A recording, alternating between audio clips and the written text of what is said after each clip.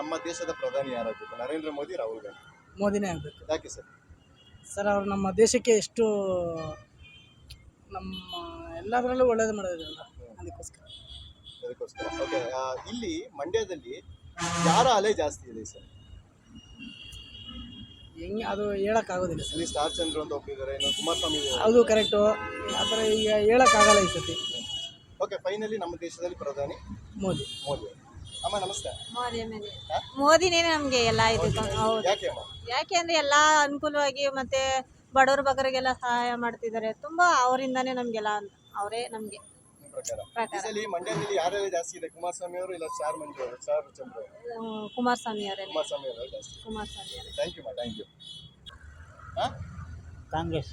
ಕಾಂಗ್ರೆಸ್ ಆಗ್ಬೋದಾ ಸರ್? ನಿಮ್ಮ ಪ್ರಕಾರ ನಮ್ಮ ದೇಶದ ಪ್ರಧಾನಿ ಯಾರಾಗಬೇಕು? ನರೇಂದ್ರ ಮೋದಿ, ರಾಹುಲ್ ಗಾಂಧಿ? ಸರ್ ನಮಗೆ ಯಾರಾದರೂ ಸರಿ, ಇಬ್ಬರಲ್ಲಿ ಯಾರಾದರೂ ಸರಿ ಇಲ್ಲ ಸರ್. ಒಳ್ಳೇದು ಮಾಡ್ತಾರೆ, ದೇಶಕ್ಕೆಲ್ಲ ಒಳ್ಳೇದಾಯ್ತದೆ.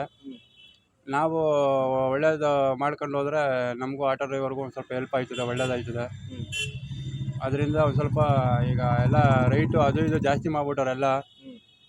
ಈಗ ಕಾಂಗ್ರೆಸ್ ಸರ್ಕಾರ ಬಂದು ಇವಾಗ ನಾವೆಲ್ಲ ಚೆನ್ನಾಗಿ ಆಗಬೇಕು, ಒಳ್ಳೇದು ಆಗಬೇಕು ಅಂದರೆ ದೇಶಕ್ಕೆ ನಮಗೆ ಅವರು ಇಬ್ಬರಲ್ಲಿ ಒಬ್ರು ಯಾರು ಬರ್ಬೇಕು ಸರ್. ಯಾವ್ದ್ರಲ್ಲಿ sir?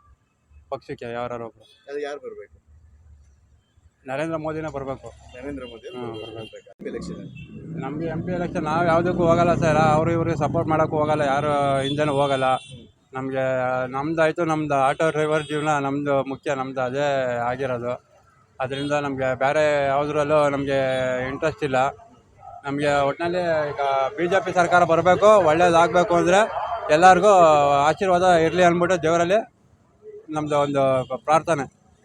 Thank you sir, thank you so much.